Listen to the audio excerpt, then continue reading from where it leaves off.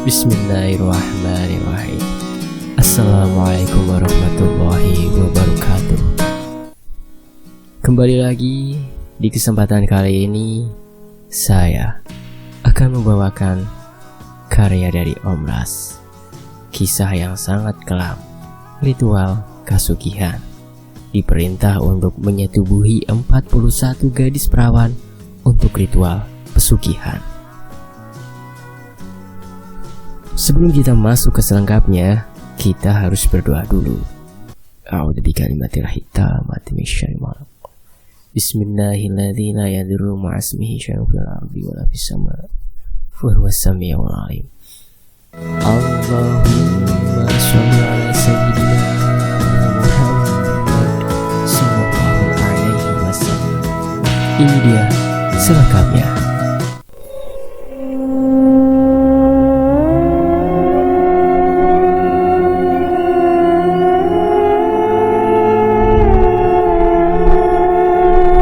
Mendengar kata pesugihan, tentunya kita sudah tak asing lagi, bukan? Ada berbagai macam jenis dan ritual yang harus dipenuhi sebagai syarat agar bisa menjadi kaya raya dengan instan. Ada pesugihan putih yang di antara syarat-syaratnya diharuskan membaca surah-surah tertentu, kemudian puasa dan sholat tak lepas waktu. Adapun pesugihan hitam adalah pesugihan yang meminta tumbal. Tumbal sendiri ada yang berasal dari anak ataupun istrinya, dan ada pula yang berupa musuh, juga orang lain atau orang yang tidak dikenal.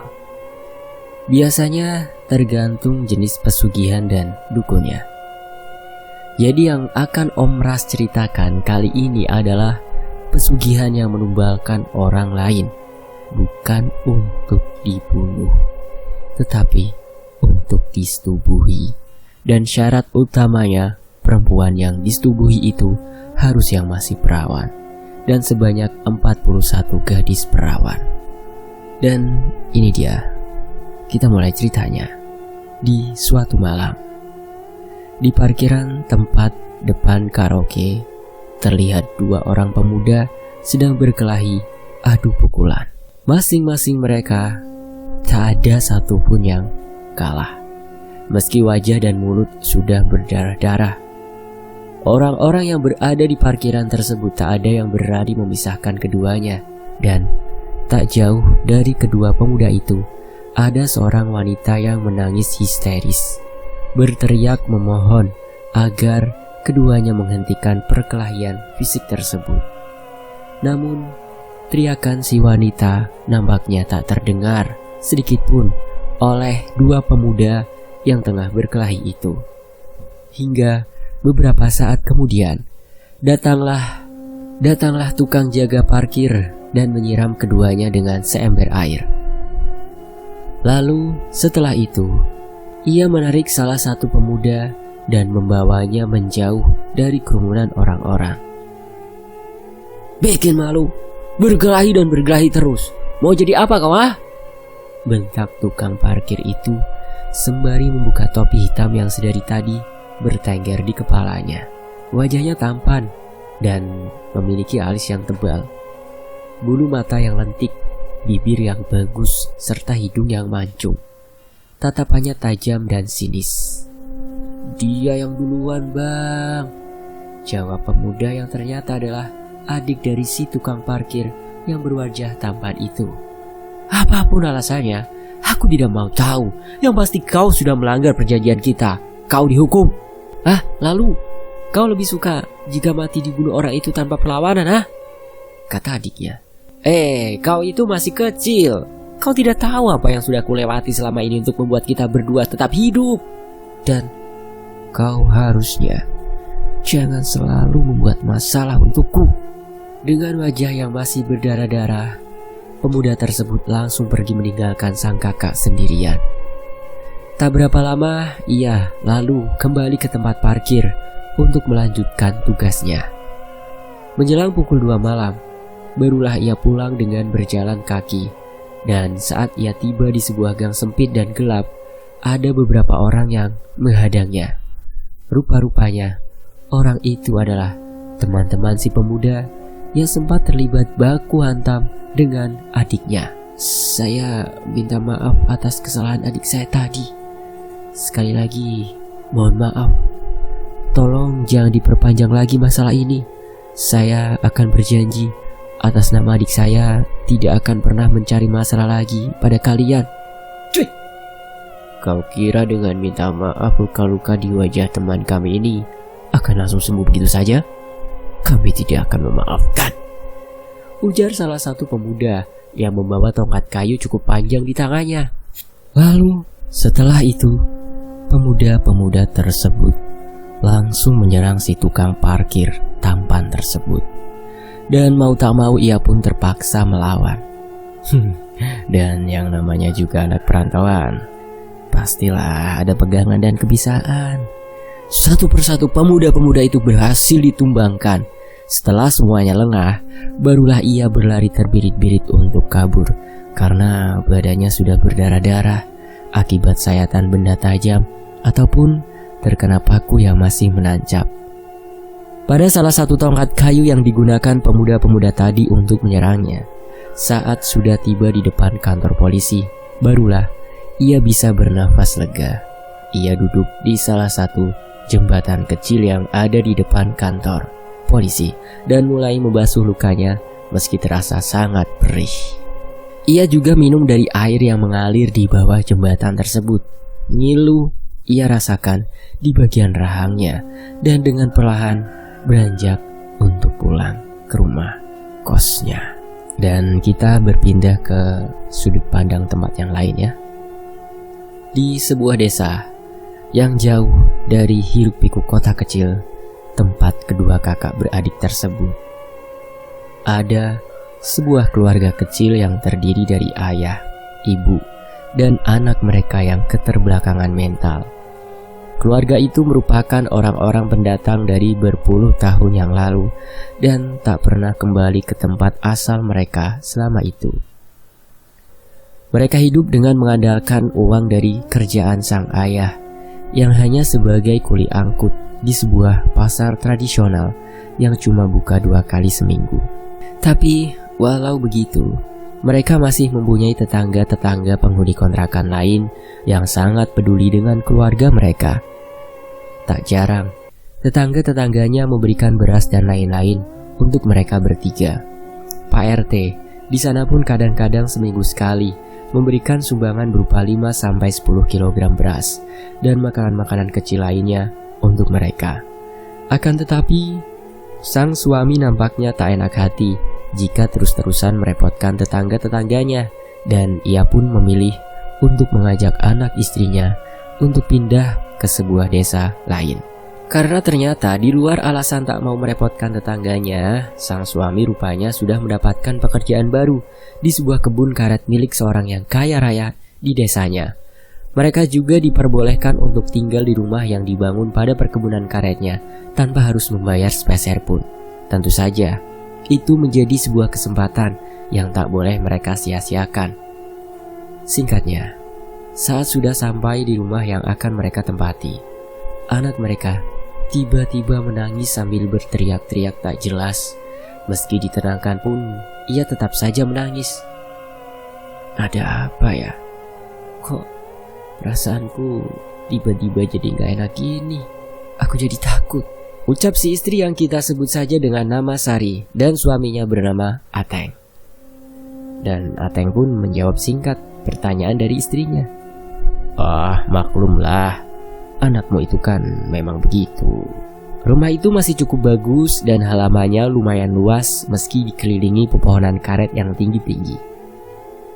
Karena rumah tersebut memiliki 2 buah kamar, jadi si anak ditempatkan di dalam kamarnya sendirian. Singkatnya, berhari-hari telah berlalu. Mereka tinggal di rumah tersebut dengan sangat nyaman dan selama itu tak ada kejadian-kejadian aneh yang terjadi di sana. Hanya saja, anak mereka yang bernama Silva masih sering histeris dan berteriak-teriak tanpa sebab yang jelas. Dan ia juga selalu ketakutan saat melihat ayahnya. Dan kita kembali ke sudut pandang tukang parkir tampan. Lang, Elang. Panggil seorang wanita mendekati seorang pria yang tengah merapikan susunan motor di parkiran yang berada di depan tempat karaokean. Lelaki berwajah tampan tersebut hanya menoleh sekilas, lalu dengan acuh ia kembali melanjutkan pekerjaannya. Lang, aku minta maaf. Aku butuh uang untuk adik-adikku, Lang. Aku terpaksa melakukan itu. Isaknya berdiri di dekat si lelaki yang merupakan adalah abang dari pemuda yang terlibat perkelahian beberapa hari lalu. Buat apa minta maaf? Itu kan sudah jadi pilihanmu.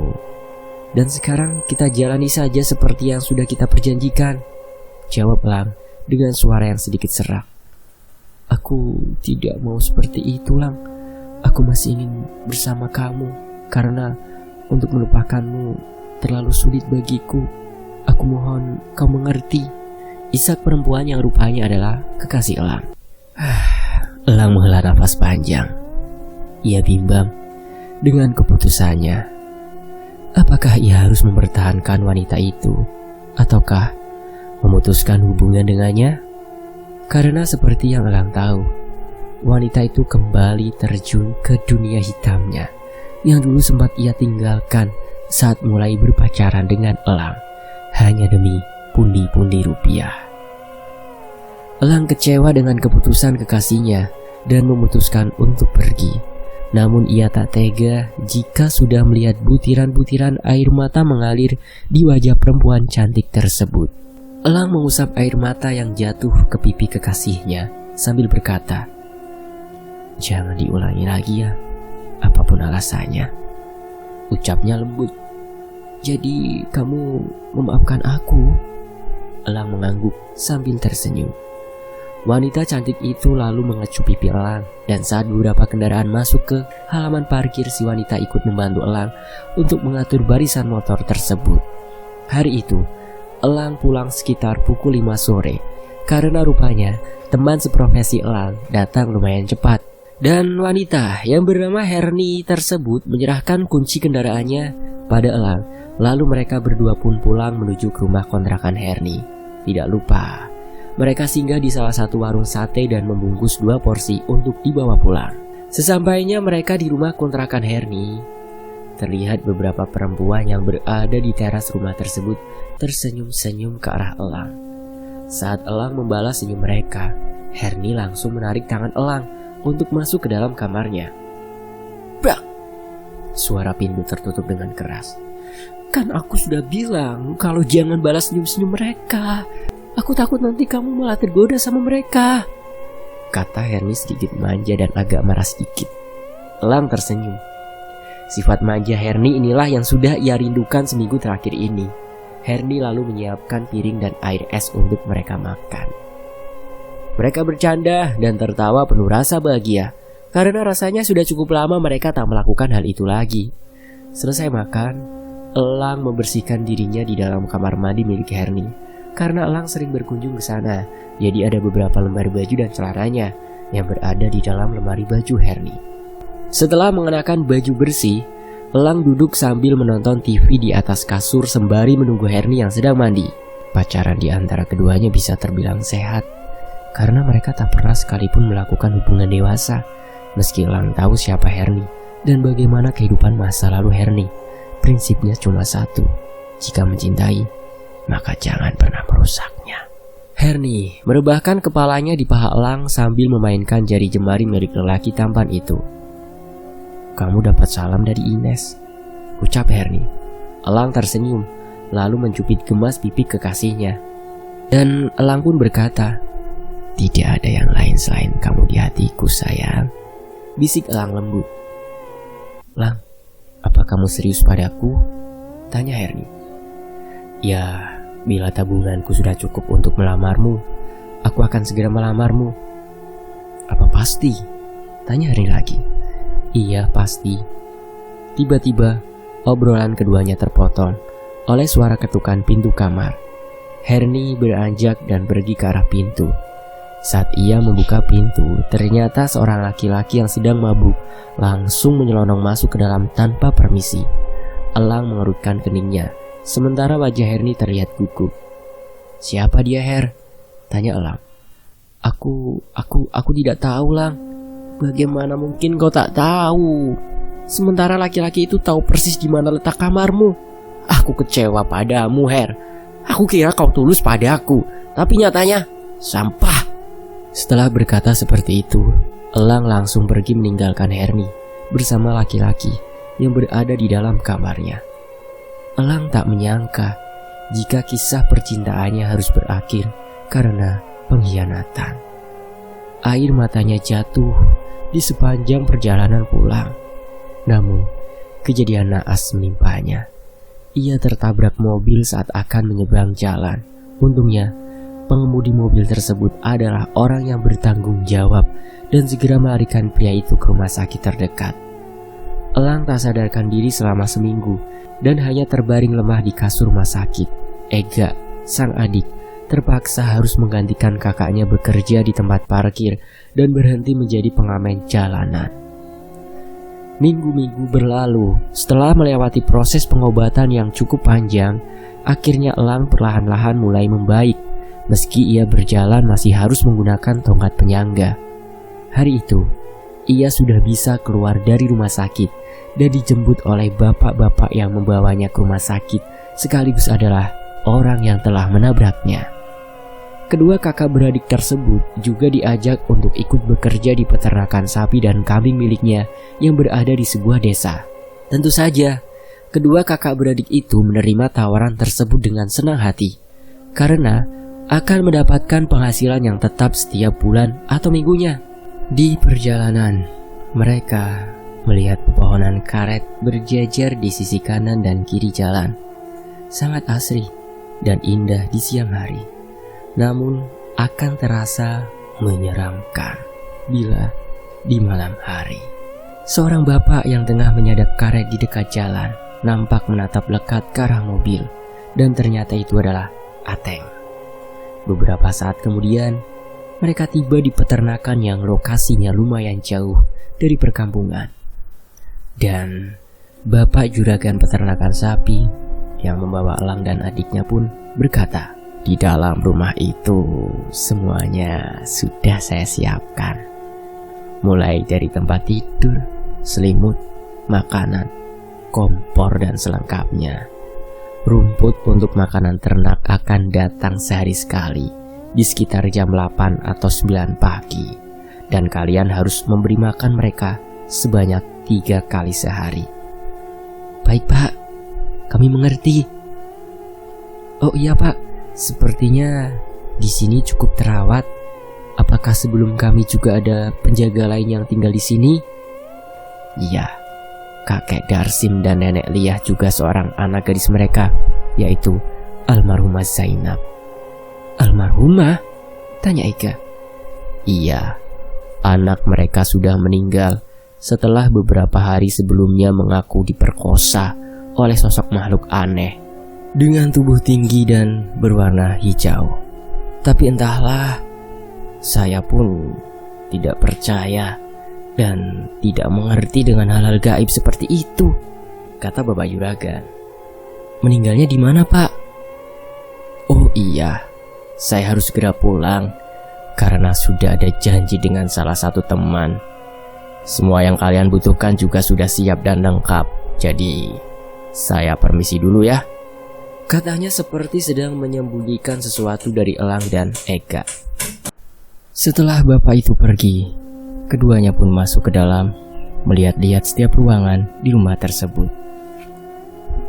Namun, saat pintu dapur yang mengarah langsung ke kandang kambing dibuka, tiba-tiba tercium bau busuk menyengat hidung. Ega hampir muntah dibuatnya. Ia segera menutup kembali pintu itu. "Bang, di situ bau banget. Apa mungkin ada kambing yang mati kali ya?"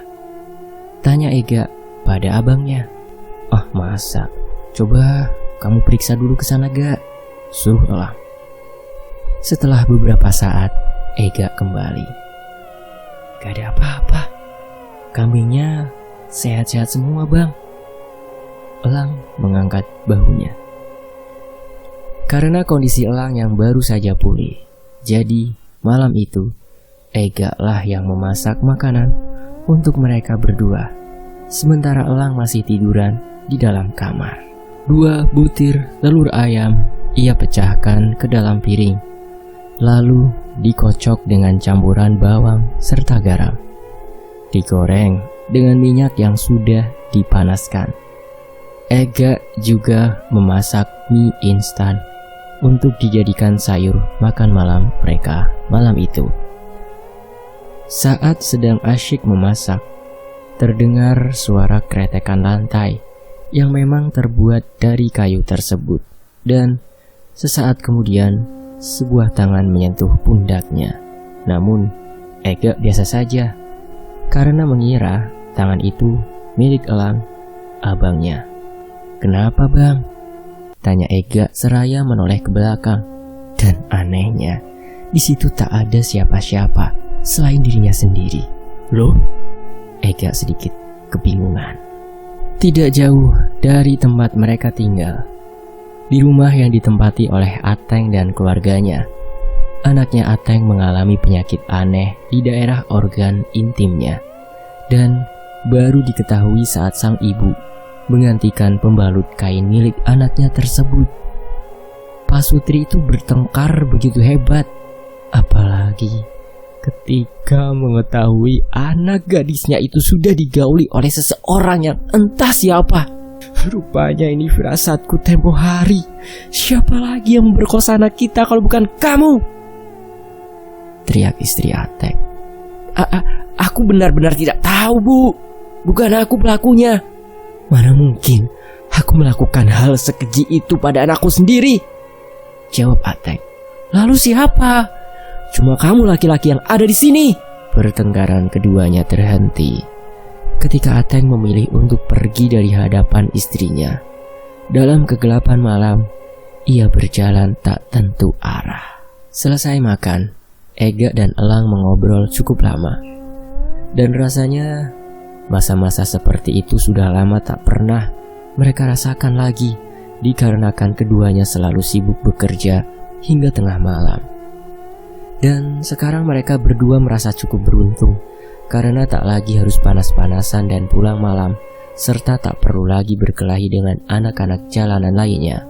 Ternyata musibah itu tidak selamanya mendatangkan kesialan, tapi juga bisa mendatangkan keberuntungan seperti yang kita rasakan sekarang ya bang, ucap Ega tersenyum.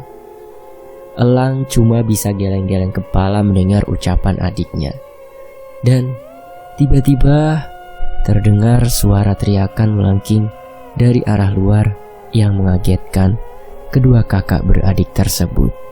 Ega mengedarkan pandangannya ke sana kemari, dan lagi-lagi suara teriakan itu kembali terdengar. Suara kambing, ayam, dan sapi saling bersaut-sautan menimbulkan suara gaduh yang teramat sangat. Mau tak mau Ega harus keluar untuk memeriksa hewan-hewan ternak tersebut. Ia mengambil parang dan obor untuk menuju ke peternakan yang tidak begitu jauh dari rumah itu. "Abang tunggu di sini saja," katanya sebelum pergi. Setelah adiknya pergi, Ega bergegas berjalan perlahan dengan kaki terpincang-pincang ke arah pintu dapur untuk melihat adiknya dari pintu yang mengarah langsung ke kandang kambing tersebut. "Aman gak?" tanya Elang. "Aman bang." Ega mengecek satu persatu kandang, dan saat Elang menatap ke suatu sudut gelap di dekat kandang kambing, ia melihat sesosok putih dengan rambut yang menjuntai panjang hingga menutupi punggung. Namun saat mata Elang berkedip, sosok itu menghilang. Sementara Ega masih sibuk mengecek di sekitar kandang, terdengar suara ketukan dari arah pintu utama yang memaksa Elang harus pergi membukakan pintu. Padahal waktu itu keadaan pintu tidaklah terkunci. Ketukan lambat. Jeda beberapa saat lalu, ketukan seperti sedang dikejar sesuatu. Kriet, pintu terbuka. Seorang laki-laki berdiri sembari menatap Elang dari atas sampai ke bawah. Mau cari siapa ya, Pak? Tanya Elang yang agak risih ditatap oleh si lelaki tersebut. Perkenalkan, nama saya Ateng. Maaf sebelumnya jika saya mengganggu malam-malam begini, tapi saya ada keperluan dengan orang yang tinggal di sini. Yang tinggal di sini sekarang cuma saya dan adik saya, Pak. Apakah Bapak ingin bertemu kami berdua? Saya kesini mencari kakek Darsim. Kalau tidak ada, iya sudahlah, terima kasih. Elang mengangkat bahunya, lalu menutup pintu dan berjalan pelan ke arah dapur. Ega, panggil Elang. Tak ada jawaban sama sekali. Bahkan cahaya obor yang dibawa Ega tadi pun sudah tak ada. Elang mulai merasakan detak jantung berdegup-degup rasa khawatir pada adiknya, yang membuat Elang terpaksa harus turun ke tanah. Ega! Ega! Panggil Elang, seraya berusaha berjalan lebih cepat lagi. Namun, ujung tongkat penyangganya tersandung oleh rerumputan yang membuat Elang hampir saja terjatuh. Ega! Hanya suara jangkrik yang beradu vokal satu sama lain. Elang terus berjalan, memasuki rimbunya pepohonan dengan terus memanggil nama Ega. Namun, semakin jauh ia masuk, semakin gelap jalanan yang ia lewati. Banyak akar-akaran yang bisa saja membuatnya jatuh atau bahkan tergelincir masuk ke jurang jika ia tak berhati-hati. Kakinya terasa sangat nyeri, ditambah lagi banyak duri-duri yang menusuk di telapak kakinya. Ega! Teriak Elang setengah putus asa. Elang terduduk di bawah sebuah pohon. Ia menangis jadi-jadinya. Ia merasa gagal menjaga adik yang merupakan satu-satunya keluarga yang dia punyai saat itu. Elang tak tahu apa yang sudah terjadi pada adiknya. Kenapa Ega menghilang begitu saja? Ada apa ini? Apakah ini ada hubungannya dengan sosok putih yang ia lihat sebelumnya? Tak terasa malam semakin larut. Elang pun diserang rasa kantuk yang perlahan-lahan membuatnya mulai tertidur. Bang, bangun bang, panggil seseorang. Elang membuka matanya dan betapa kagetnya dia ketika melihat sang adik berada di hadapannya. Ega, ucapnya berkali-kali seraya memeluk erat sang adik. Kenapa abang ninggalin rumah? Semalaman aku mencari abang berjalan mutar-mutarin hutan. Untung sekarang ketemu. Abang bikin khawatir tahu nggak? Sungut Ega. Elang terlihat seperti orang linglung. Ia menatap ke sekeliling tempat ia berada saat itu. Aku mencari kamu gak? Kau tak menyahut saat kupanggil. Aku khawatir terjadi sesuatu, makanya aku langsung pergi mencarimu. Ah, yang bener bang. Aku sama sekali enggak mendengar kau memanggilku. Aku kira kau tidur. Taunya pas aku masuk, kau sudah tidak ada di dalam rumah, kata Ega. Ya sudah bang, kita kembali ke peternakan. Sebentar lagi rumput akan datang. Lanjutnya seraya membantu Elang untuk berdiri. Singkatnya, ketika sampai di rumah, Ega langsung mengobati kaki Elang dengan obat-obatan seadanya. Sekitar pukul 9, sebuah mobil pick-up putih yang dipenuhi dengan rumput-rumput segar datang. Seorang bapak dan seorang gadis tomboy keluar dari dalam. Selamat pagi pak, sapa Ega ramah. Pagi, jawab si bapak. Gadis yang mengenakan celana jeans panjang dengan jaket hitam lusuh serta ikat rambut yang acak-acakan itu sangat cantik dan manis sekali. Tetapi lumayan cuek dan pelik senyum. Ega yang membantunya menurunkan semua rumput-rumput tersebut sama sekali tak disapanya. Riz, apa ke sungai sebentar ya? Kau lanjutkan saja bantu-bantu mereka dulu, ujar si bapak sebelum pergi. Setelah si bapak pergi, Ega mulai melancarkan serangan awal yang merupakan pertanyaan-pertanyaan seputar rumput dan hewan ternak. Berharap si gadis mau menjawabnya. Aku ragu pemuda seperti kau ini akan betah di sini. Tingkah lakumu layaknya pemuda-pemuda berandalan yang haus akan belayan gadis-gadis, kata si gadis sembari tersenyum sinis. Hei, kau tak tahu siapa aku. Mana boleh kau menyimpulkan secepat itu tentang diriku, potong Ega. Gak, kau letakkan di mana korekku? ujar Elang yang tengah berdiri di ambang pintu. Si gadis terlihat mengarahkan pandangannya pada Elang. Lama sekali ia tertegun menatap Elang yang sedang memarahi adiknya tersebut. Ada senyum kecil di bibir gadis tersebut. Nampaknya ia sudah jatuh hati pada pandangan pertama dengan sosok Elang. Saat Ega kembali, gadis itu segera melanjutkan pekerjaannya. "Dia kakakmu?" "Iya," jawab Ega singkat. Setelah selesai menurunkan semua rumput-rumput dari pick up, si gadis mengulurkan tangannya ke arah Ega. "Risna," ucapnya memperkenalkan diri. Dengan bibir tersenyum, Ega langsung menyambut uluran tangan si gadis, lalu balas memperkenalkan diri. "Duduk di sana yuk," ajak Ega menunjuk ke rumah. "Oh iya Risna, apa kau sudah lama jadi pemasok rumput untuk peternakan ini?" tanya Ega. "Ya sekitar 2 tahunan lebih," jawab Risna sembari membersihkan rumput-rumput yang menempel di jaketnya. "Berarti kamu pernah melihat anak perempuan penjaga ternak sebelum kami di sini?"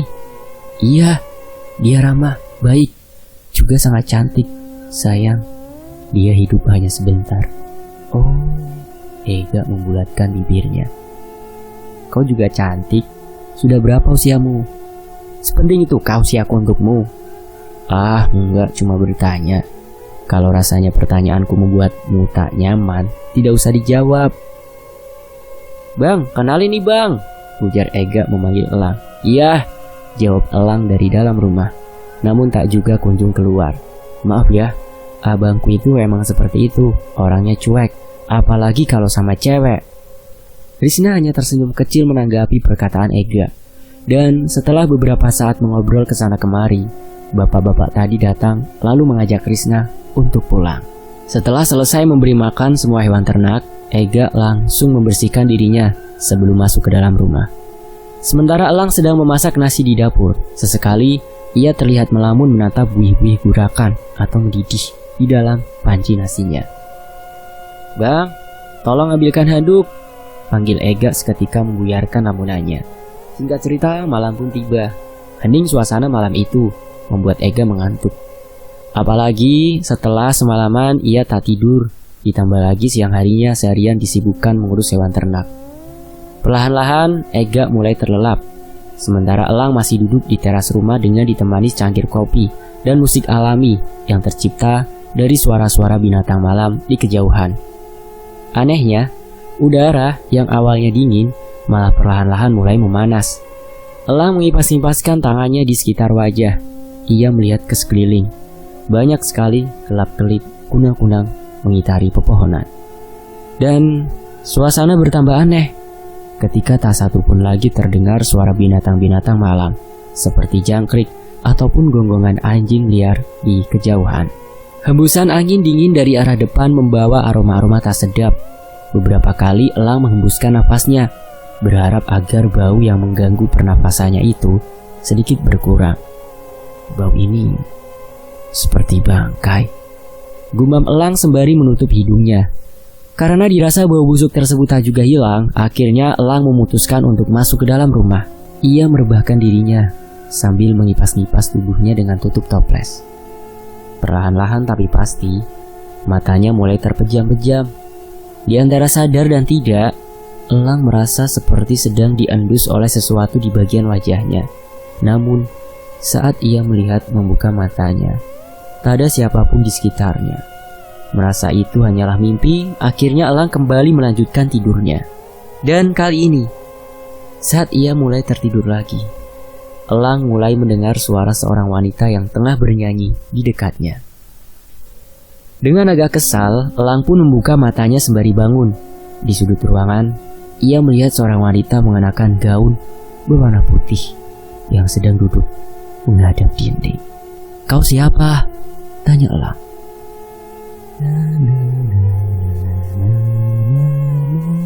Perempuan itu terus saja bernyanyi dengan lirik dan nada yang sama berulang-ulang. Karena merasa kesal pertanyaannya tak dijawab, akhirnya Elang langsung beranjak mendekati si perempuan. Dan saat tangannya hampir menyentuh bahu si perempuan, akhirnya perempuan tersebut memalingkan wajahnya pada Elang dan Ernie.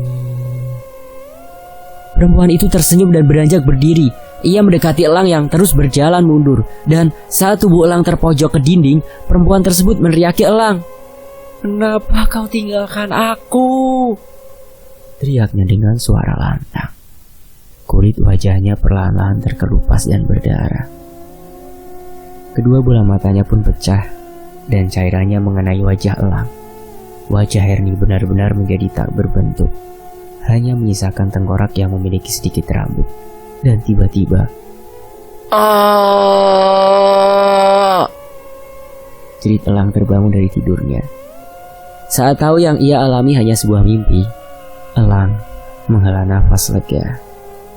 Ia mencoba mengatur nafasnya, lalu bersamaan dengan itu, kepalanya menjadi pening. Elang melihat Ega sang adik masuk dan mengutak-atik tas miliknya. Lalu mengambil pisau yang entah sejak kapan berada di dalam tasnya. "Ega, kau mau apa?" bentak elang. Namun bentakan dari sang kakak tak membuat Ega menghentikan langkahnya. Ia tetap keluar sambil memegang pisau. Elang yang khawatir dengan adiknya langsung beranjak dari tempat tidur dan berusaha mengejar adiknya. Anehnya, di sini adalah kaki elang yang harusnya masih sakit tiba-tiba sembuh. Ia bisa berlari mengejar Ega. Akan tetapi, saat akan keluar dari pintu, tubuh elang seperti terhalang oleh dinding transparan hingga membuatnya tak bisa untuk keluar. Rasa pening di kepalanya semakin menjadi. Saat ia memejamkan matanya, terdengar jelas suara dari Ega tengah memanggil-manggil nama elang. Kini cerita beralih dari sudut pandang Ega ya.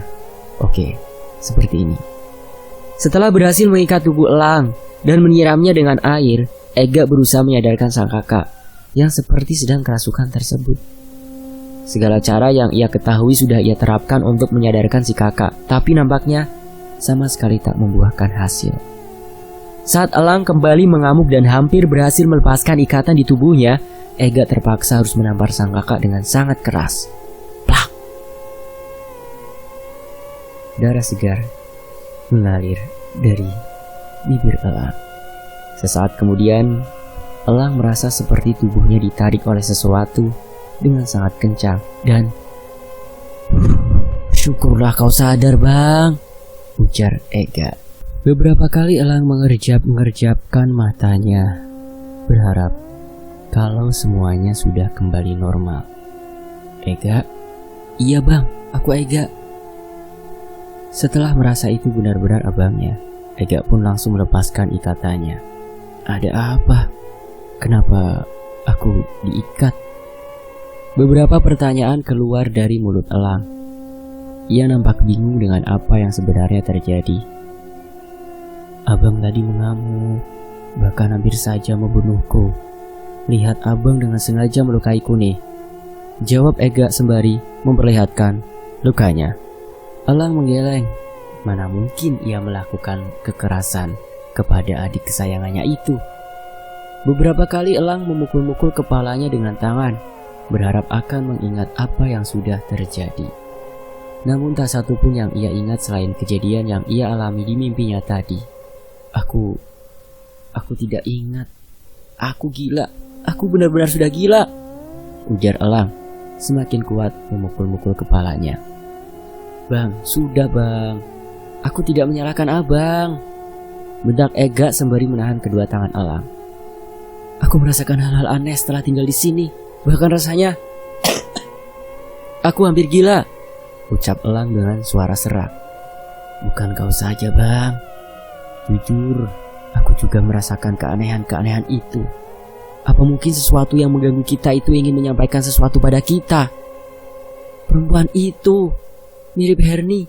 Dia juga ada ketika malam itu kau sedang memeriksa kandang ternak. Tapi entahlah, apakah itu adalah sosok yang sama atau bukan? Aku tidak tahu," ucap elang. Herni pacar abang itu. Tapi yang aku lihat bukan dia, Bang. Jangan-jangan yang mengganggu abang bukan sosok yang kulihat itu, lanjut Ega. Singkat cerita, 1 minggu telah berlalu. Keadaan mulai sedikit membaik ketika Ega dan elang memutuskan untuk tidur sekamar. Namun, kadang-kadang elang masih mendengar suara-suara perempuan yang sedang bernyanyi atau melihat penampakan-penampakan sepintas yang berwujud sosok perempuan. Hari itu rumput jatang sangat terlambat, sekitar pukul 4 sore, dan terpaksa Ega dan Elang mencari rumput sendiri di sekitar hutan agar hewan-hewan ternak yang mereka jaga tidak mati kelaparan. Maaf ya, aku terlambat karena ada tetanggaku yang meninggal. Akhir-akhir ini di desa memang banyak sekali kasus pemerkosaan yang dilakukan oleh makhluk tak kasat mata. Entahlah, aku tak tahu makhluk jenis apa itu. Yang pasti hampir 7 orang anak gadis yang meninggal setelah mengaku diperkosa oleh sosok berwarna hijau. Orang-orang di desaku setiap malam berjaga, namun tetap selalu saja ada korban. Cerita Risna. Makhluk bertubuh hijau? Saut Elang seraya mendekati Risna dan Ega. Kau sendirian kesini, Ris? Apa tidak takut? Tanya Ega.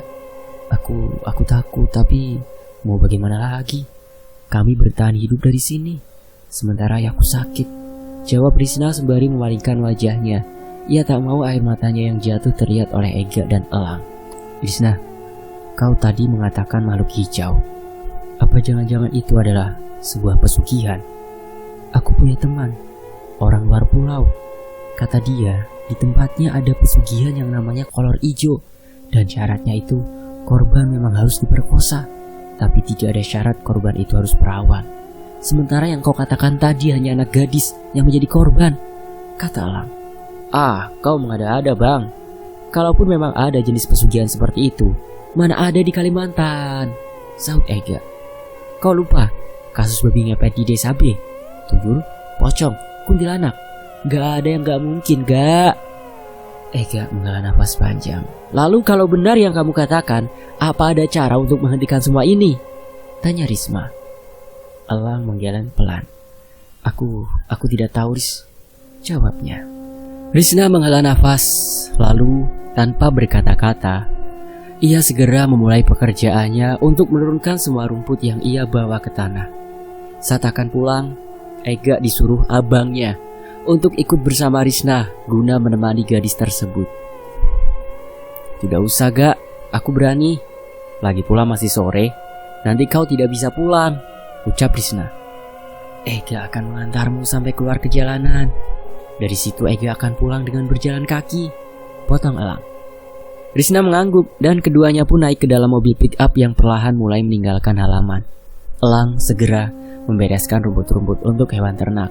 Dari kejauhan terlihat ada sepasang yang tengah memperhatikannya. Hingga akhirnya pemilik mata tersebut langsung berlari ke arah Elang.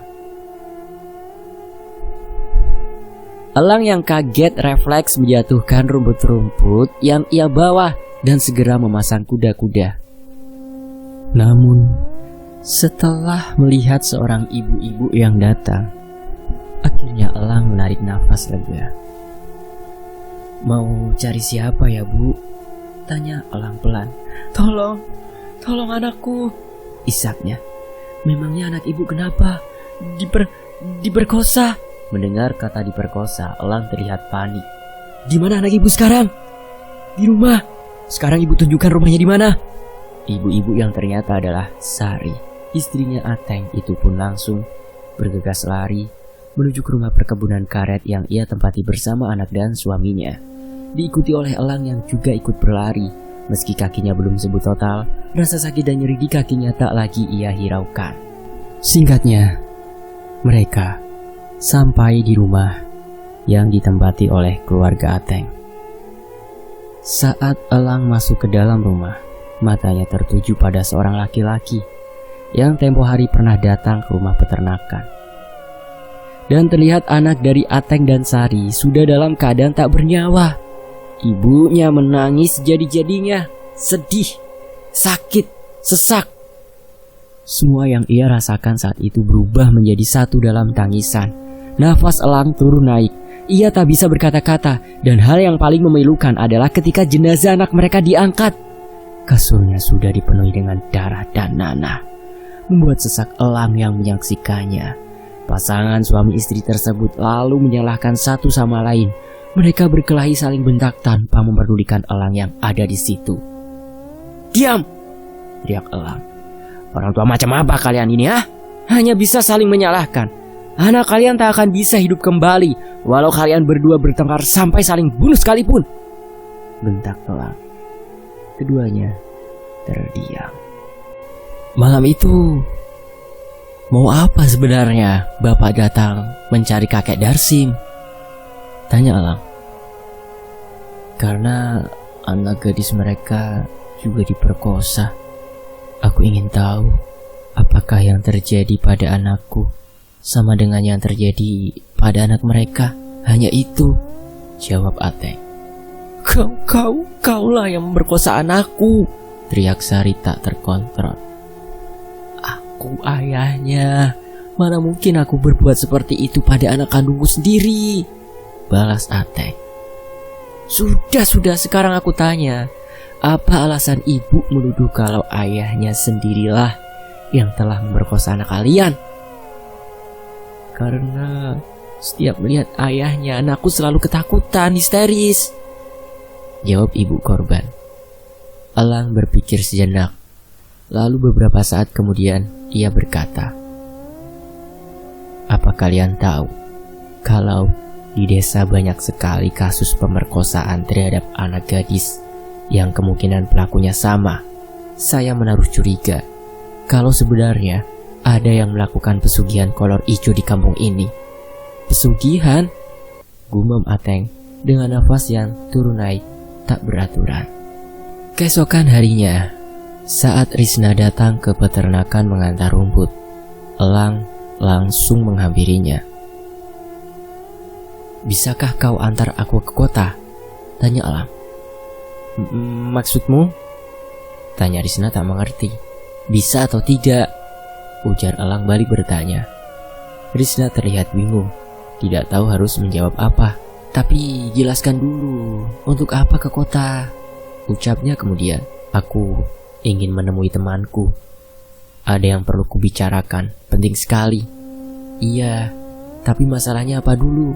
Aku tidak bisa menjawab ya atau tidak kalau kau sendiri tidak mengatakan alasannya secara jelas. Bang, biar aku yang jelaskan padanya, potong Ega. Sementara Elang masuk ke dalam rumah untuk mengambil tas dan beberapa peralatan yang mungkin ia butuhkan saat di perjalanan. Beberapa saat kemudian ia keluar lagi. Bang, panggil Ega. Elang mendekat. Baiklah, aku akan mengantarmu. Tapi sebelum malam kita sudah harus pulang. Karena kalau tidak, orang tuaku pasti akan mencariku, kata Risna. Kita izin dulu ke rumahmu, karena aku tidak bisa menjanjikan kita pulang sebelum malam atau malah lewat tengah malam, ucap Elang. Aku pasti tidak akan diizinkan, potong Risna. Kau adalah orang asing bagi kami. Kami mengenalmu hanya dari peternakan ini. Bagaimana mungkin orang tuaku akan mengizinkan aku pergi bersama denganmu? Apalagi dengan maraknya kasus pemerkosaan di sini. Sudah dapat kupastikan, aku tak akan diizinkan, lanjut Risa. Elang menghela nafas panjang. Jarak dari desa ke kota terbilang sangat jauh. Apa mungkin mereka akan kembali sebelum malam? Pergilah bang, aku bisa mengatasi masalah di sini. Elang kemudian memeluk adiknya. Hati-hati gak, jangan lupakan parangmu. Tetaplah waspada, jangan lelah, jangan lengah, kata Elang sebelum pergi. Risna, kau saja yang menyetir. Nanti kutunjukkan jalannya, ujar Elang pada Risna yang tengah menatapnya. Mobil pick-up tersebut pun perlahan-lahan mulai meninggalkan halaman, di mana Ega masih berdiri mematung menatap pick-up itu sampai benar-benar hilang dari pandangannya. Saat sampai di jalanan besar, Risna mengemudikan pick-up tersebut dengan sangat lincah, mendahului mobil-mobil lain yang satu arah dengan mereka. Risna, apakah pemilik peternakan yang kami jaga itu orangnya kaya raya? Tanya Elang. Saat di jalanan sunyi. Dibilang kaya ya emang kaya.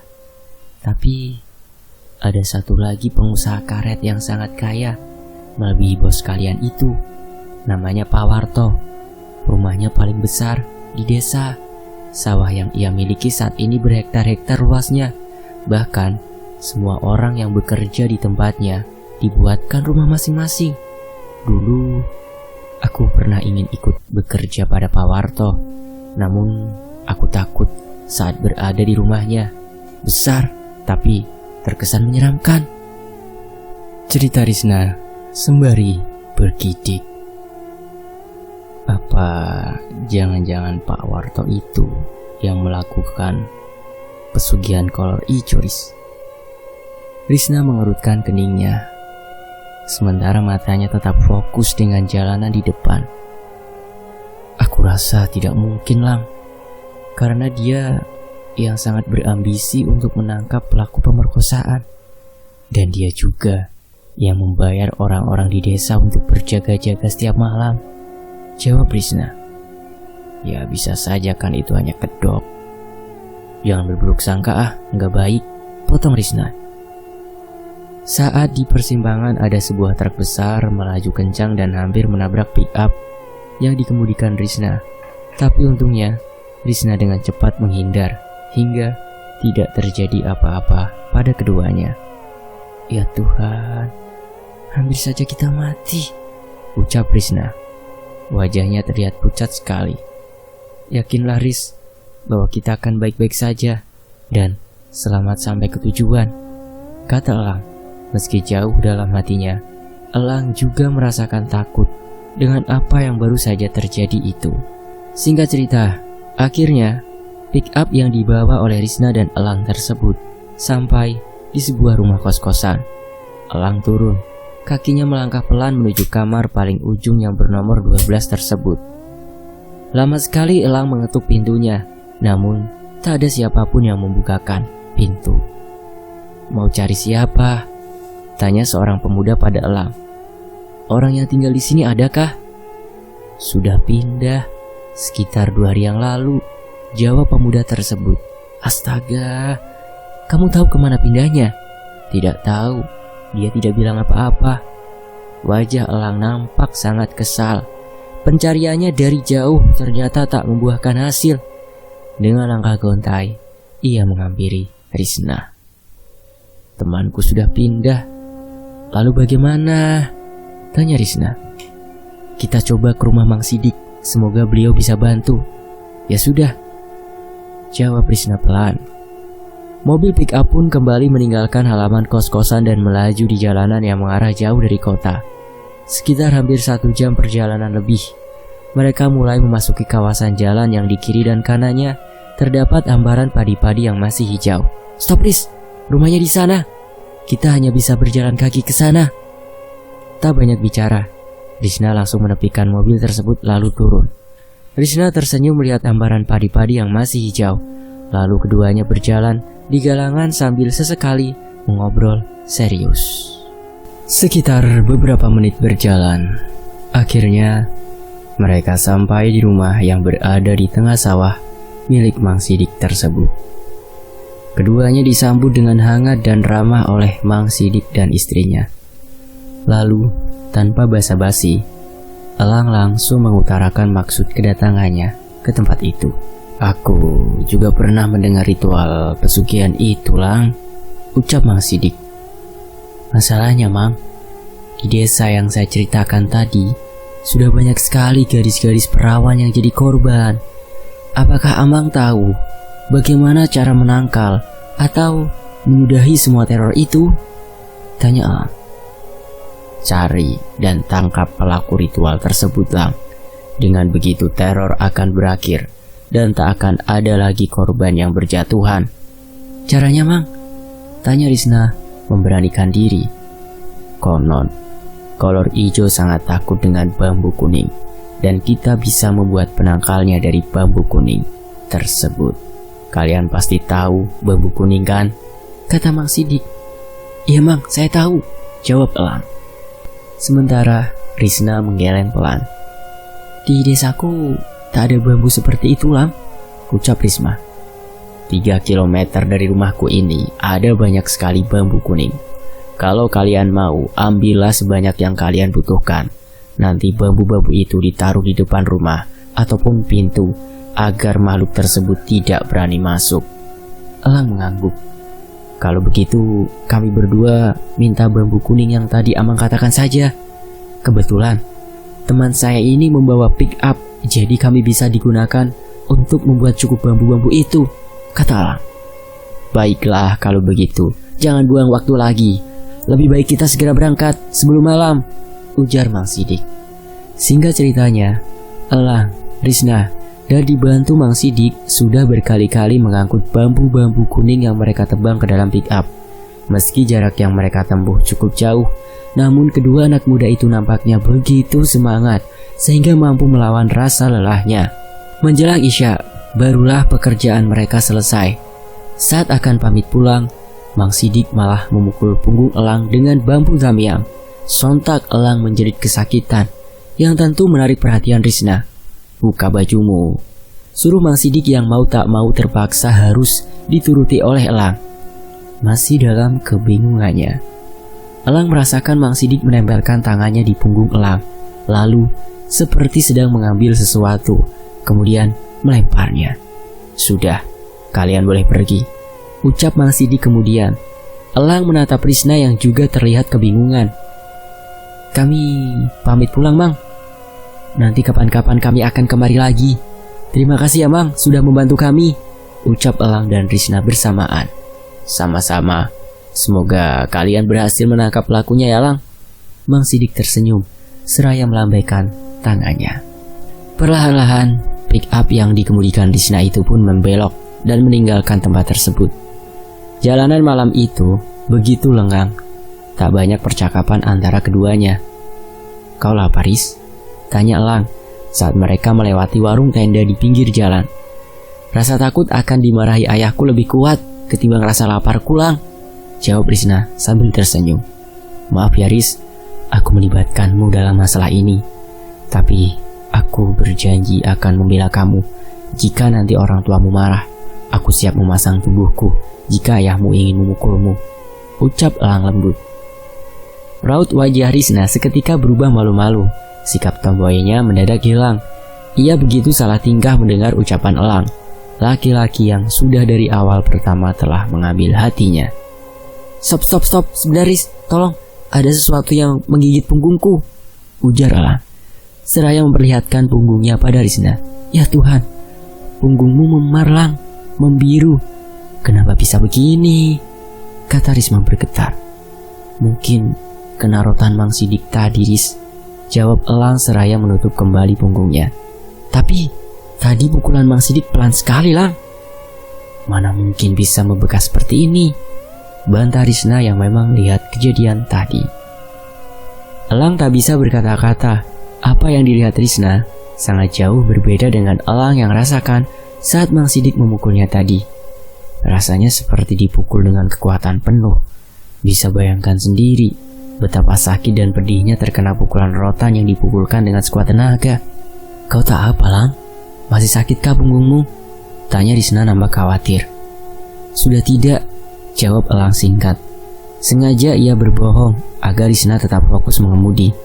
Saat sampai di daerah perkebunan karet, terlihat kabut tebal memenuhi jalan. Lampu mobil seakan tak mampu menembus kabut tersebut. Dan tiba-tiba, Risna menatap Elang dengan tatapan ketakutan. Mungkin itu hanya binatang, Ris. Teruskan saja, ujar Elang.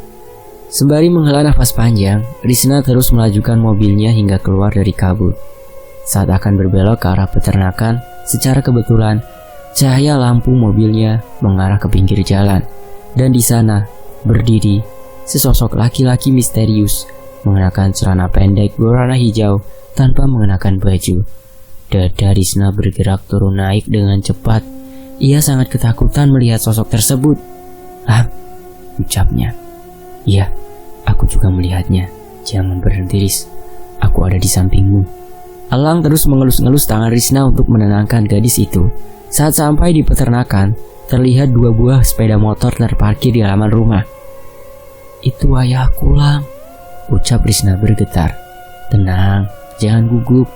Aku akan bicara pada ayahmu. Deru mesin mobil membuat orang-orang yang berada di rumah tersebut keluar. Mereka berdiri menatap dengan tatapan tajam, sementara Ega berdiri di pojokan dengan wajah yang menunduk. Aku kira kau pemuda baik-baik. Tidak menyangka kau akan membawa anak gadis orang sampai selarut ini, tanpa izin pula. ujar bapak-bapak yang merupakan bos dari Elang dan Ega. Maafkan saya Pak, Bu, Bos. Saya melakukan ini terpaksa karena keadaan mendesak. Saya ingin menyudahi teror yang ada di desa ini, jawab Elang. Bagaimana caranya kau menyudahi teror itu? Apa dengan cara membawa kabur anak gadisku? Ujar ibunya Risna. Kami ke kota menemui orang yang bisa dan mengerti dengan hal-hal gaib. Dia menyarankan untuk menancapkan bambu kuning di halaman rumah atau depan pintu rumah-rumah warga agar makhluk itu tidak bisa masuk, dan untuk para gadis-gadis jika ingin keluar rumah diharuskan untuk membawa bawang putih dan serpihan bambu kuning agar makhluk tersebut tidak berani mendekat, kata Elang. Elang, bagaimana mungkin pemuda sepertimu ini percaya akan hal-hal tabu seperti itu? Pemerkosaan yang terjadi di desa kita ini tidak ada hubungannya dengan hal gaib. Dan aku yakin semua ini pasti dilakukan oleh penjahat-penjahat kelamin yang sudah ahlinya. Kemungkinan saja yang melakukan perbuatan biadab itu dilakukan secara berkelompok. Makanya, walau kita sudah berjaga-jaga setiap malam, tapi tetap saja bisa kecolongan. Dan satu lagi Lang, yang kita hadapi ini kelompok orang-orang jahat yang tentu tidak akan takut dengan sebuah bambu yang ditancapkan di halaman rumah. Kau seharusnya berpikir sehat sebelum bertindak, ujar laki-laki yang merupakan bosnya itu. Maaf Pak, tapi menurut saya tidak ada salahnya kita menghargai usaha mereka, dan yang tidak kita lihat belum tentu itu tidak ada.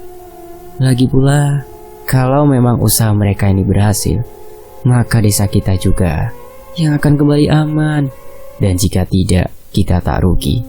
Jadi tidak ada salahnya membiarkan mereka melakukan apa yang ingin mereka lakukan. Selagi itu niatnya baik, silahkan, ujar ayahnya Risna. Risna menatap Elang. Ia tak menyangka jika ayahnya yang ia kenal sebagai sosok ayah yang keras dalam mendidik anak-anaknya bisa berkata sebijak itu. Ya sudah, saya ikut kalian saja. Tapi jika tidak berhasil, siap-siap kalian berdua pergi dari peternakanku, ujar bosnya seraya mengeluarkan kunci motornya dari saku celana. Ibunya Risna menatap suaminya seolah mempertanyakan keputusan suaminya tersebut. Biarkan saja, lagi pula niat mereka baik, kata ayahnya Risna. Gak, kita berangkat, panggil Elang. Kau di depan, temani Risna biar aku yang di belakang, ujar Elang saat Ega sudah berada di dekatnya. Perlahan-lahan pick up yang dikemudikan Risna berjalan menuju ke desa. Elang duduk di atas tumpukan bambu sembari berpegangan. Singkatnya, mereka pun tiba di desa. Di depan pos kamling pick up tersebut berhenti. Ega dan Risna turun, tak terkecuali dengan Elang. Di belah-belah kecil kah Lang? Atau gimana? Tanya Risna. Iya, biar bisa ditaruh di depan pintu dan sebagian di halaman, jawab Elang. Ketiganya mulai membelah bambu-bambu tersebut hingga menjadi potongan-potongan kecil panjang. Ris, ajak teman-temanmu makan dulu. Ini sudah Abah bikinkan nasi goreng untuk kalian, ujar ayahnya Risna saat mereka masih asyik membagi-bagikan bambu-bambu tersebut. Perut mereka yang lapar tentu tak menolak dengan nasi goreng tersebut. Apalagi rasanya juga tak kalah enak dibandingkan buatan penjual-penjual nasi goreng di kota. Ketiganya makan dengan sangat lahap. Sekitar pukul 3 subuh, barulah pekerjaan mereka selesai. Hanya tinggal satu rumah, yaitu milik bosnya, Pak Ateng, yang belum dibagikan. Sepertinya makhluk itu bukan berasal dari kampung sini, Lang. Tapi tak apalah, yang penting kita sudah mempunyai penangkalnya, ucap Risna. Risna nampak sangat akrab dengan Elang, sementara Ega tak sedikit pun ia ajak bicara. Tentu, sikap Risna yang begitu malah membuat Ega jadi cemburu dan marah kepada abangnya. Menurutmu, makhluk itu dari mana, Gak? Tanya Elang. Gak tahu, jawab Ega singkat. Beberapa saat kemudian mereka sudah memasuki halaman rumah tersebut dan menggantungkan bambu di gagang pintu, lalu menancapkan sebagian di halaman rumah. Karena seperti yang Risna ketahui, pemilik perkebunan karet tersebut juga mempunyai anak gadis dan keponakan yang masih gadis. Setelah selesai, mereka bertiga pun pulang.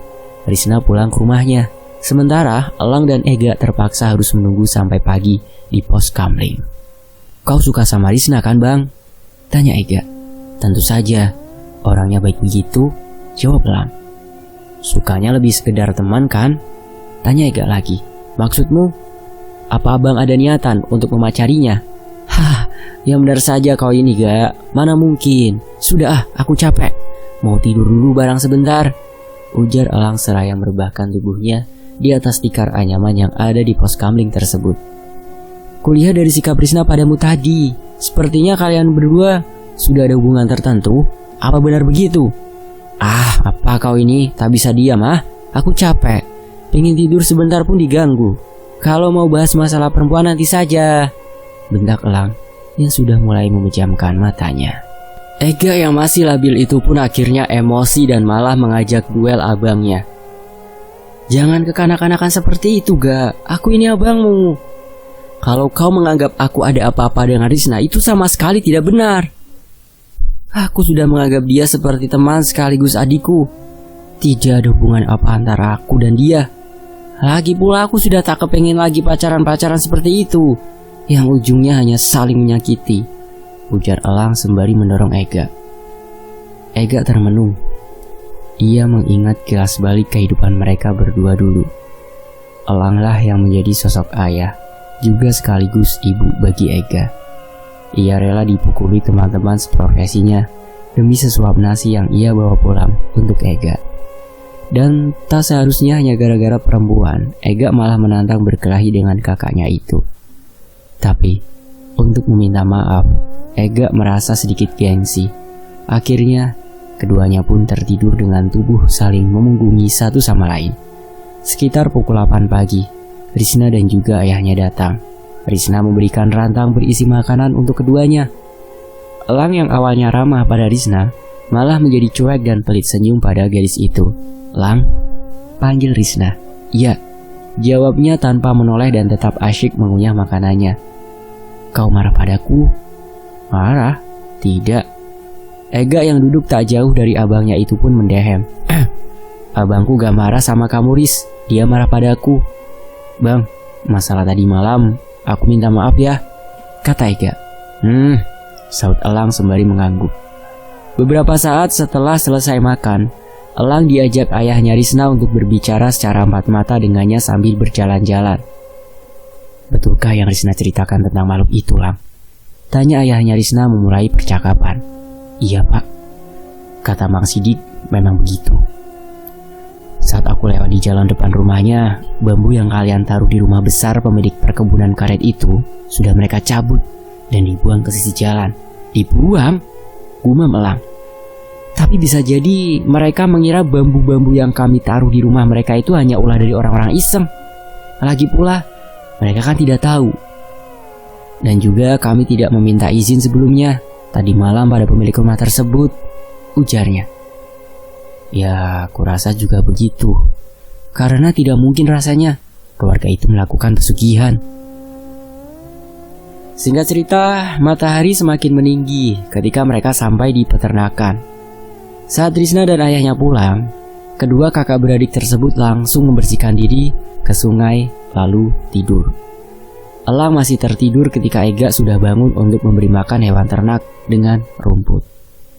Elang nampaknya tertidur dengan sangat lelap. Sampai-sampai ia mendengkur di siang bolong begitu. Karena itu, Ega enggan untuk membangunkan kakaknya, yang akhir-akhir ini sudah jarang tidur dengan sangat lelap begitu. Kira-kira sekitar pukul 8 malam, Elang bangun dari tidurnya. Di sampingnya, sudah tersedia telur goreng campur mie dan sepiring nasi yang sudah mulai dingin. Dan terlihat Ega sudah tidur dengan begitu pulas. Setelah mencuci muka, Elang langsung menyantap makanan yang sudah disiapkan oleh adiknya itu. Walau menunya sangat sederhana, tapi Elang sangat lahap memakannya. Setelah makan, Elang membuat segelas kopi dan duduk di teras rumah, menikmati pemandangan malam di peternakan. Sekitar setengah jam duduk, Elang mulai merasa kehidupannya kembali normal, karena ia sudah tak lagi merasakan hal-hal aneh yang berada di sekitarnya. Bahkan mimpi buruk pun tak lagi ia rasakan. Suara jangkrik bersaut-sautan menciptakan sebuah irama yang membangkitkan hasrat Elang untuk bernyanyi. Dengan sangat baik, lagu yang dulu pernah ia nyanyikan sewaktu sedang mengamen dari satu tempat ke tempat lainnya. Suaranya begitu merdu terdengar. Tak kalah dengan penyanyi-penyanyi yang sering muncul di TV, hanya saja nasib Elang tidak seberuntung mereka. Suara hewan ternak riuh terdengar. Elang langsung beranjak dari duduknya dan tanpa menunggu lama lagi, Elang langsung berjalan mengendap-endap ke arah kandang-kandang ternak. Siapa itu?" teriak Elang seraya menerobos masuk ke dalam kandang. Seorang laki-laki misterius. Dengan hanya mengenakan celana dalam, terlihat sedang memakan salah satu kambing di kandang tersebut. Namun karena banyaknya kambing-kambing yang panik berlarian di dalam kandang tersebut, akhirnya laki-laki misterius itu berhasil kabur. Elang yang tak mau kehilangan jejak langsung menerobos keluar lewat celah kandang yang lumayan lebar. Aksi kejar-kejaran terjadi hingga sampai di mana saat Elang berhasil memotong jalan si laki-laki misterius dan sebuah tendangan dari Elang mendarat di dada laki-laki itu hingga terjatuh. Nyeri seketika Elang rasakan di kakinya.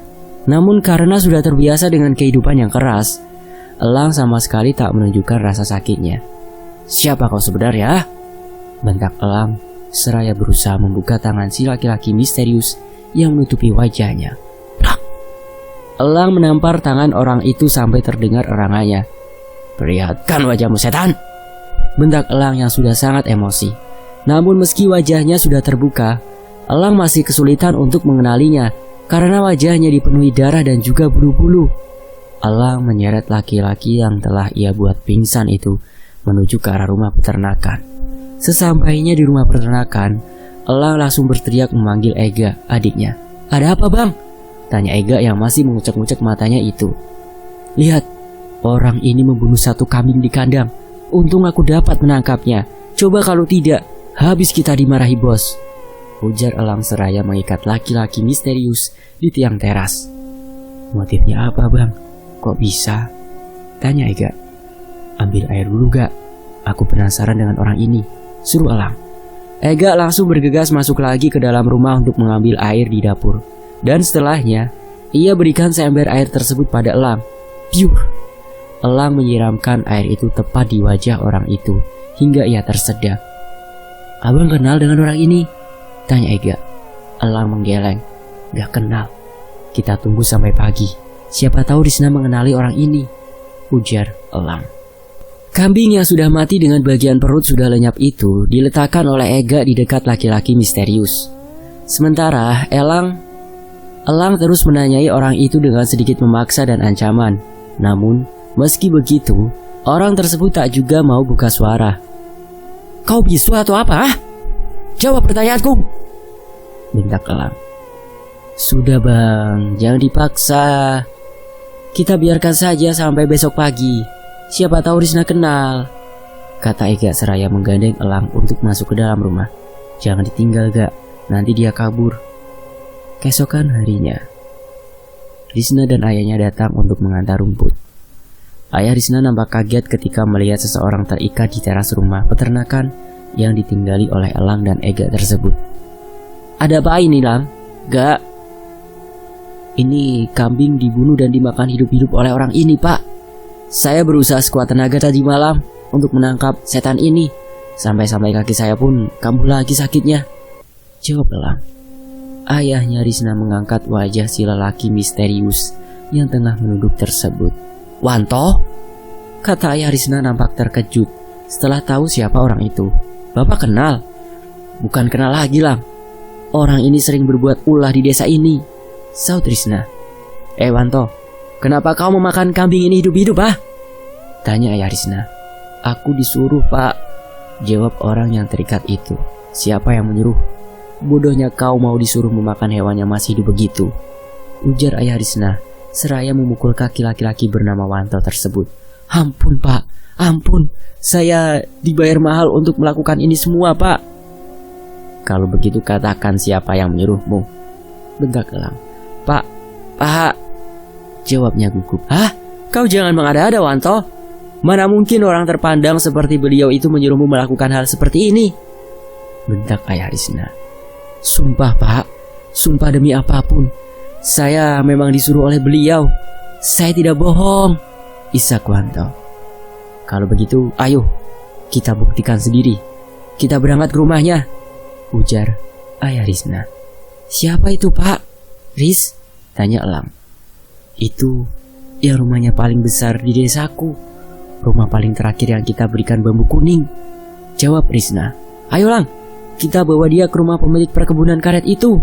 Setelah semua rumput diturunkan dari pick up, mereka pun berangkat dengan membawa laki-laki misterius yang masih terikat untuk ke desa. Sesampainya di depan rumah megah tersebut, mereka semua turun. Dan untuk sekedar mengetes kebenaran dari dugaannya, Elang membawa potongan bambu kuning dan berjalan ke arah pintu rumah. Saat pintu terbuka, lelaki yang membukakan pintu itu seperti berusaha mundur dan menjauh dari Elang. Ada apa ini ramai-ramai di rumahku? Tanyanya. Dengan tegas ayah Risna menceritakan semuanya. Dan seperti yang sudah diduga, lelaki itu mengelak semua tuduhan dari Wanto. Dan malah balik menuduh Wanto adalah biang kerok kejahatan-kejahatan yang ada di desa mereka tersebut. Aku tidak tahu pasti maksud tuduhan ini. Tapi cobalah kalian berpikir, untuk apa aku melakukan pesugihan lagi? Sementara hartaku sudah cukup banyak. Dan lagi bukankah kalian tahu sendiri bagaimana sikap dan kelakuan Wanto?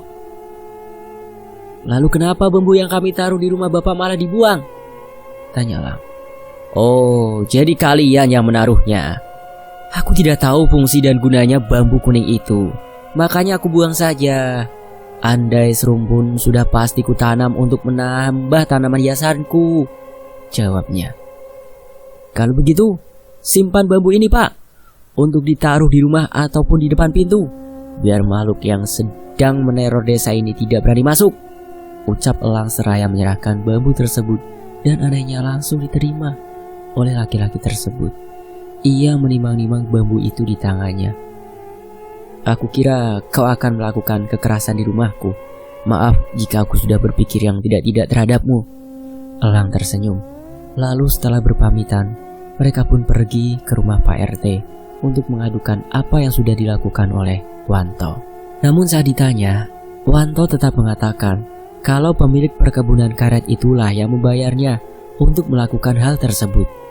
Pak RT dan semua orang yang berada di sana saling bertatapan satu sama lain. Yang kita hadapi ini masalah gaib, sama sekali tak memiliki bukti atas kejahatan-kejahatannya.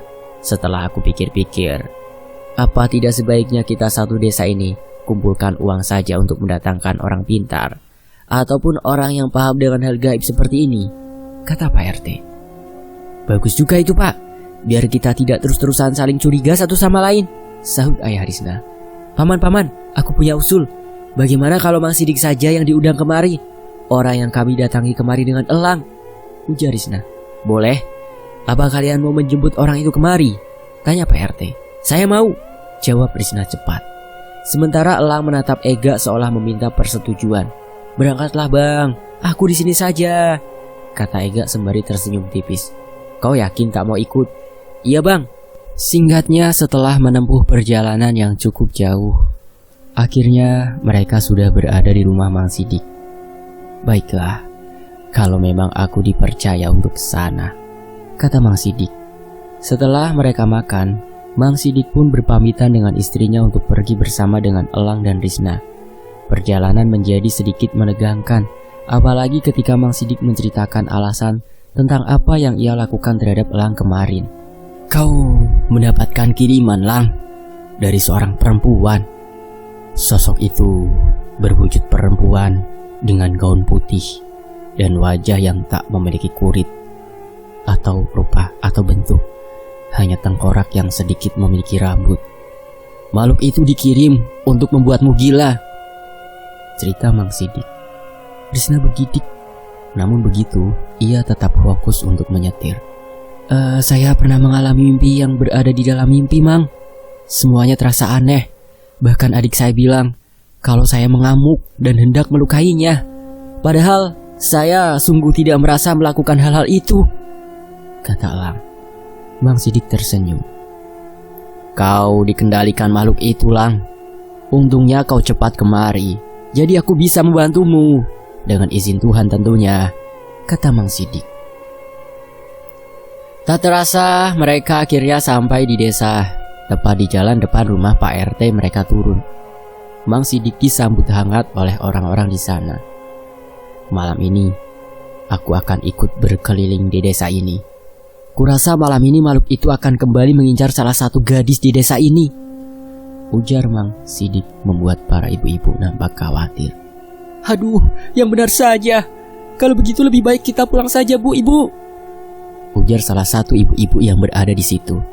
Suruh anak-anak gadis kalian memegang bawang putih, jangan dilepas sampai esok pagi, ujar Mang Sidik. Setelahnya, satu persatu orang-orang yang berada di sana pulang. Tinggallah Mang Sidik, Pak RT, Elang, Ega dan ayahnya Risna.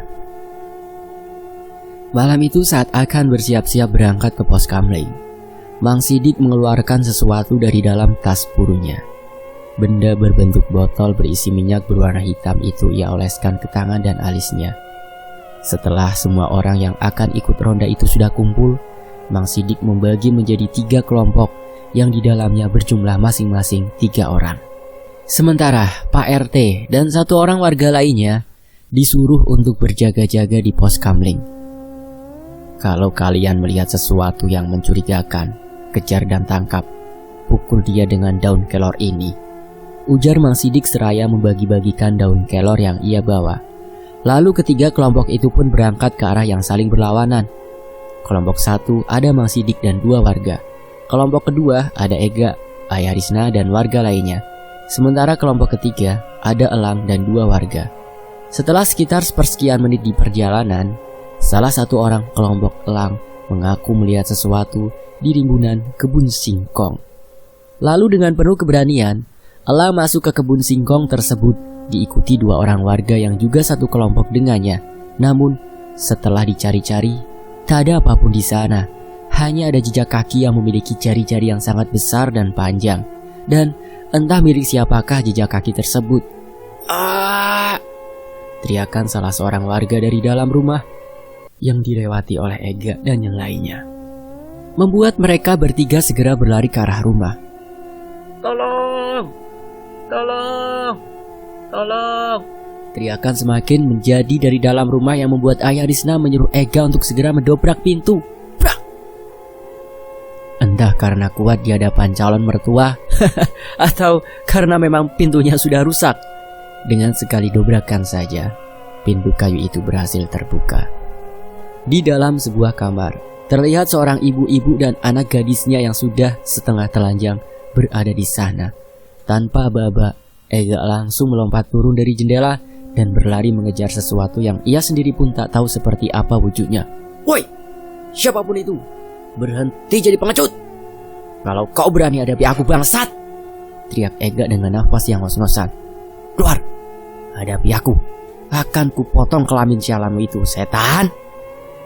Dan tiba-tiba dari balik pohon besar di belakang Ega terlihat sesosok tinggi besar dengan kulit berwarna hijau. Matanya tajam menatap ke arah Ega. Taring makhluk itu begitu jelas terlihat.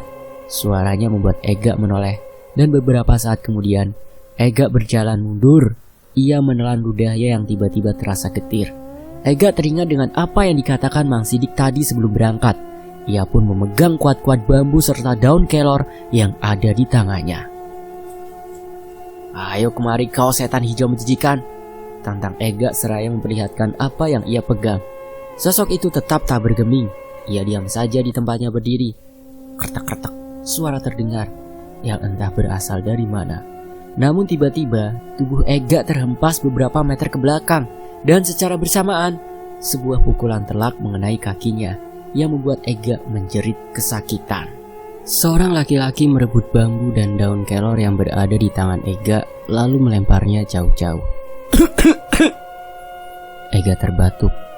Darah segar keluar banyak sekali dari mulutnya.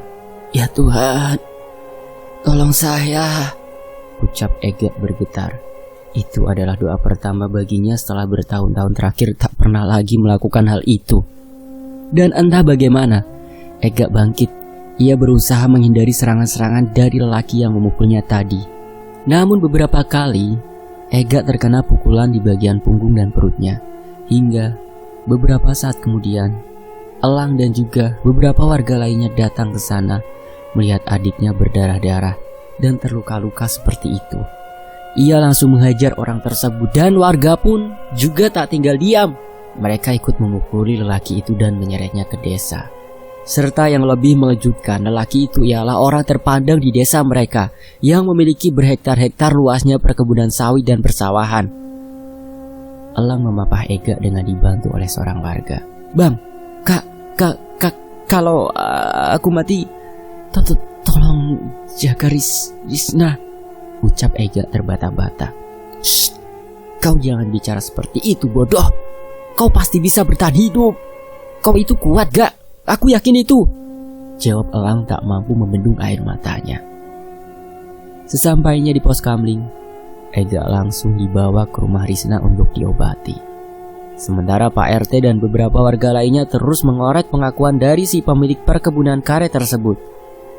Setelah sekitar setengah jam menunggu, Mang Sidik kembali ke pos kamling. "Coba Bapak periksa, Pak. Apa benar ini orang yang jadi penyebab teror di desa kami ini? Kau katakan saja yang sebenarnya, karena aku sudah tahu siapa kamu," ujar Mang Sidik seraya mengatakan hal-hal yang merupakan rahasia dari orang tersebut. Merasa tak ada lagi yang bisa ia sembunyikan, akhirnya dia pun buka suara. "Iya, memang benar saya bersekutu dengan jin itu untuk menjadi kaya raya," ujarnya. "Sudah sejak kapan itu?" tanya Pak RT. "Sudah cukup lama. Hanya saja saya melakukannya di desa lain." Terungkap sudah. Berarti dia ini yang sudah memperkosa anak-anak gadis di sini. "Jangan diberi ampun, Pak. Bunuh saja dia," teriak salah satu warga yang anaknya sudah meninggal setelah diperkosa oleh sosok hijau tersebut. "Tapi tidak boleh main hakim begini. Besok kita ke kota untuk menyerahkan orang ini kepada polisi," ujar Pak RT. "Bapak sehat, Pak? Coba Bapak pikir, apakah polisi akan percaya dengan hal-hal seperti ini yang dianggap tabu oleh sebagian orang?" "Iya, Pak, dan coba Bapak pikir, apakah saat dia melakukan pemerkosaan itu, dia juga merasa kasihan ada korban-korbannya? Tidak kan, Pak? Jadi dia tidak pantas dikasih hidup." Pak RT garuk-garuk kepala, bingung. "Kita biarkan dia hidup, namun hati dan pikirannya akan mati. Biarkan dia menderita dan menikmati setiap karma kejahatannya," ujar Mang Sidik menengahi. Keesokan harinya, orang-orang beramai-ramai pergi ke rumah megah lelaki itu.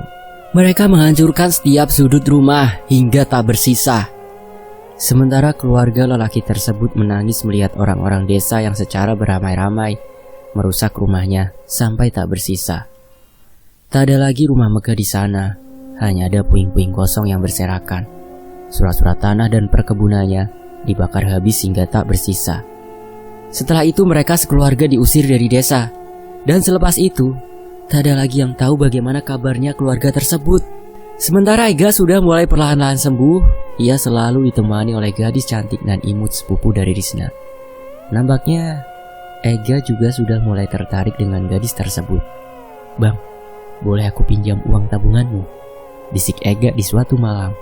"Buat apa?" tanya Ega. "Untuk melamar Yati." "Hah? Bukannya kau suka sama Riz?" "Sekarang sudah tidak, Bang. Aku cuma ingin Yati." Elang terlihat menggaruk-garuk kepalanya yang tiba-tiba terasa gatal. "Boleh kan, Bang? Bagaimana ya? Masalahnya uang itu untuk Herni. Mang Sidi cerita loh, kalau Herni yang buat abang hampir gila waktu itu," potong Ega. "Untuk kamu gak, makanya kalau orang tua bicara jangan selalu dipotong-potong," ujar Elang. "Serius, Bang? Boleh?" "Iya, kalau bisa akadnya barengan aja, Bang. Siapa tahu nanti kita berdua bisa jadi besan." Elang hanya geleng-geleng kepala menanggapi perkataan adiknya itu. Setelah Ega benar-benar sembuh, ia pun melamar Yati. Sementara Elang dan Risna masih seperti itu saja. Selesai.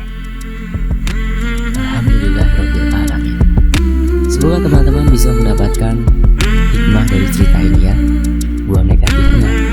Dan sampai jumpa di kisah lainnya. Terima kasih Om Ras. Terima kasih buat teman-teman yang sudah mau menyimak kisah ini di sini.